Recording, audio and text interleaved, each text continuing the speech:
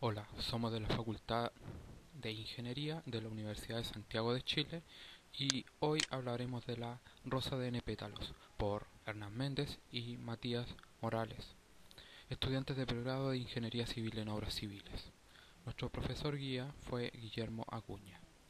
El análisis es a través de coordenadas polares, donde R es igual a f de teta, y es igual a f de teta seno de teta y x es igual a f de teta coseno de teta.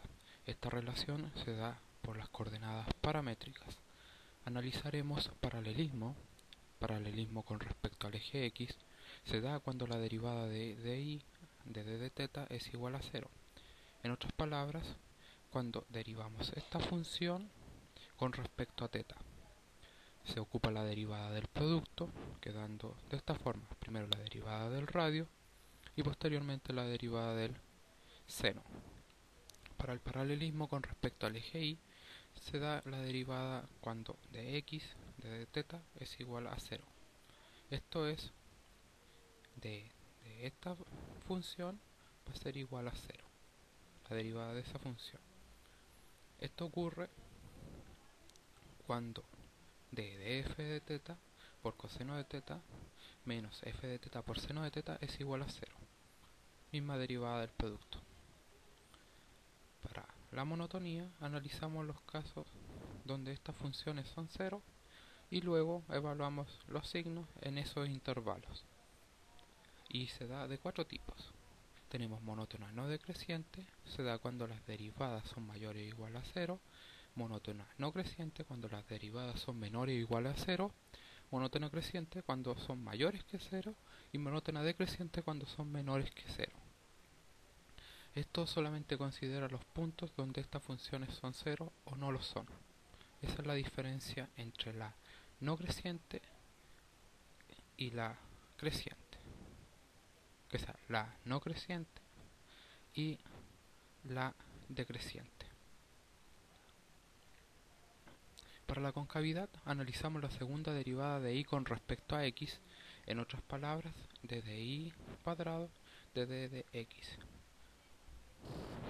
La segunda derivada. Pero como ambas están en relación a teta, podemos a través de las derivadas implícitas dar esta relación, donde esta derivada ya la habíamos calculado, es la derivada de y con respecto a teta, y esta es la derivada de x con respecto a teta.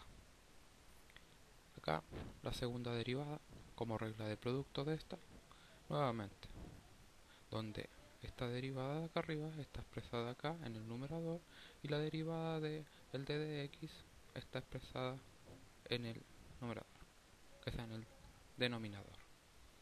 Así tenemos un equivalente de esta forma con otro tipo de nomenclatura que será bastante más útil para ejercicios básicos como este, ya que es menos engorroso escribir de esta forma que de esta. Ahora, también podemos factorizar. Esta expresión, como tiene un seno aquí y otro seno acá, podemos factorizar por seno y nos quedaría f' de teta menos f de teta por seno de teta. Este término lo podemos juntar con este y dado que tienen un f' de teta coseno de teta, la suma de ellos da 2 f' de teta coseno de teta. Cosa igual podemos hacer con la parte del denominador, donde f' de teta, f2' de teta, está multiplicada por un coseno, al igual que f de teta. Luego, factorizando nuevamente, podemos tener esta expresión y juntar este término con este término de la segunda derivada, que sea de la primera derivada, para tener un número más armónico, más simple de la expresión, más reducido.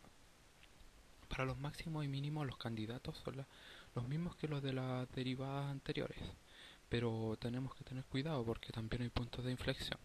Luego hay que analizar el crecimiento y decrecimiento en esos intervalos para saber si efectivamente es un máximo o un mínimo. Luego tendríamos la simetría. La simetría se da de tres tipos: con respecto al eje x, con respecto al eje y con respecto al origen. Cuando es con respecto al eje x, el r igual a f de teta no cambia al reemplazar teta por menos teta, o teta por pi menos teta y r por menos r. Cuando es una función par, esto se da inmediatamente.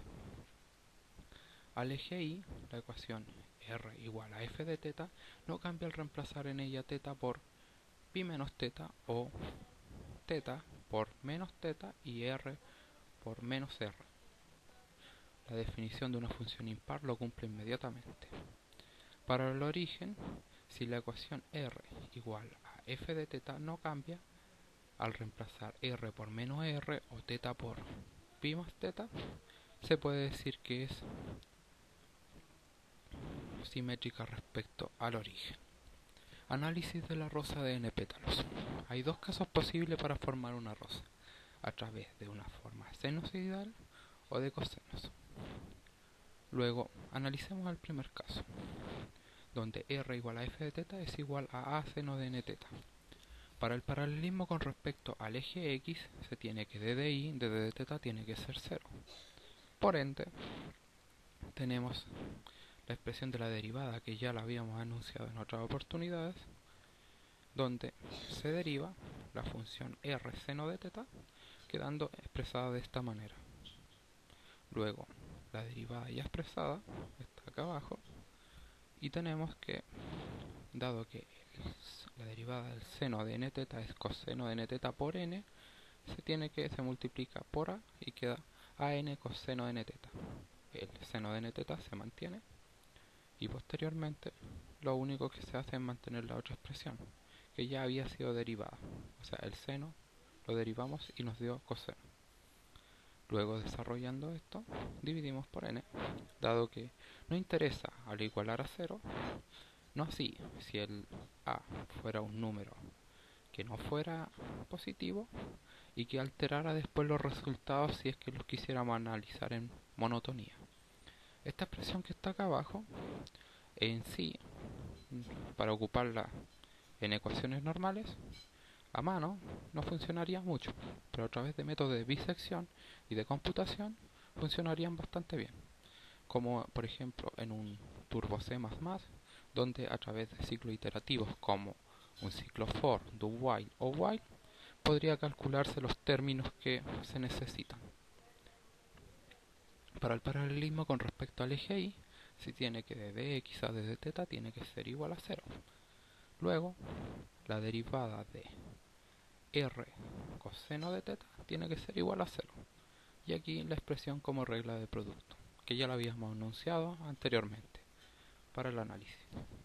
Luego, una vez ya expresada la ecuación, tenemos que este a se puede simplificar y así tener una ecuación un poco más sencilla.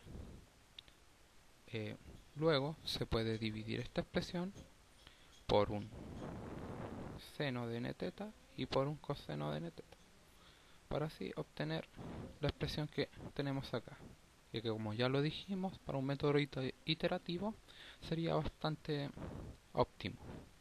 Para evaluar la monotonía tenemos que evaluar los ceros de d de i de d de teta y d de x de d de teta, y luego así evaluar cómo son los puntos en los intervalos, donde de 0 a 0. Para la concavidad tenemos que analizar la segunda derivada de y con respecto a x, donde, como el caso teníamos, f de teta va a ser igual a seno de n teta, por lo tanto su derivada va a ser an coseno de n teta y su segunda derivada menos an cuadrado seno de n teta.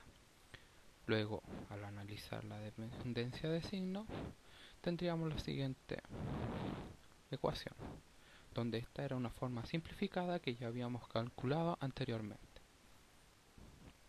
Expresando ahora y reemplazando el f', el f2' y el f en esta ecuación, nos queda lo siguiente: máximo y mínimo. Los máximos y mínimos se dan cuando d de i de d de teta es igual a 0. Esto es, tangente de n teta por cotangente de teta es igual a menos n. Los máximos y mínimos de x también se dan análogamente, pero solo que en este caso va a ser tangente de n teta por tangente de teta igual a n. Para la simetría tenemos los tres tipos de simetría, pero simetría con respecto a x lo es si n es par. Simetría con respecto a y lo es dado que la función seno es una función impar. Y simetría con respecto al origen lo es si n es par. Esto igual lleva a un análisis más exhaustivo, pero no se enunciará en este momento. Caso r igual a f de teta igual a coseno de n teta. Paralelismo con respecto al eje x. d de y, d de teta, tiene que ser igual a 0. Luego tenemos que la derivada de r por seno de teta va a tener que ser igual, que sea más, va a tener que ser igual a esto. Y tenemos la siguiente ecuación, que ya habíamos hecho el análisis anterior. Y tenemos que ahora podemos dividir nuevamente por coseno de n teta y por seno de teta, quedando esta expresión, que en sí, para este momento, para calcular en una hoja de papel, no nos servirá mucho. Así que ocuparemos para ese caso esta, sobre todo para monotonía. Paralelismo con respecto al eje y. d de x y d de teta tiene que ser igual a 0. Entonces, r, la derivada de r coseno de teta, va a ser como regla de producto y va a quedar esta expresión. La derivada de r por coseno de teta más la derivada de r por la derivada de coseno de teta, que es menos seno de teta. El signo está puesto acá. Luego, la derivada de este argumento es menos an seno de n teta por coseno de teta. Y lo de acá lo mantuvimos. Ahora, luego dividimos por a, dado que no es un valor que nos molesta en dicha ecuación y que se supone distinto de 0 para que tenga sentido. Luego, un r igual a 0 igual a una constante no tiene sentido, dado que es un simple punto en el transcurso del tiempo.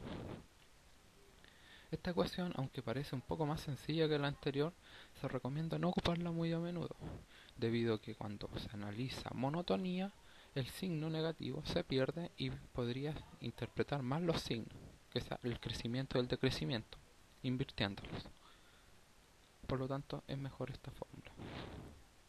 Monotonía se evalúa cuando se encuentran los ceros de d y de teta. La concavidad se analiza la segunda derivada de esta función, pero ya tenemos cuál es nuestro r, la derivada de r y la segunda derivada de r. Y tenemos una expresión que es la simplificada de los análisis anteriores. Luego reemplazamos los valores de f2', f' y f, quedando como sigue. Luego, dado que este es un coseno de n teta y este es un coseno de n teta, lo podemos sacar para afuera y factorizar por él, quedando n cuadrado más 1 por coseno de n teta por seno de teta, todo esto con un signo menos, menos a, o sea, 2n seno de n teta coseno de teta. El a se factorizó de la parte de arriba con la parte de abajo y se canceló, dado que se supone distinto de 0. El caso de esta expresión quedó exactamente igual a la de arriba. También está.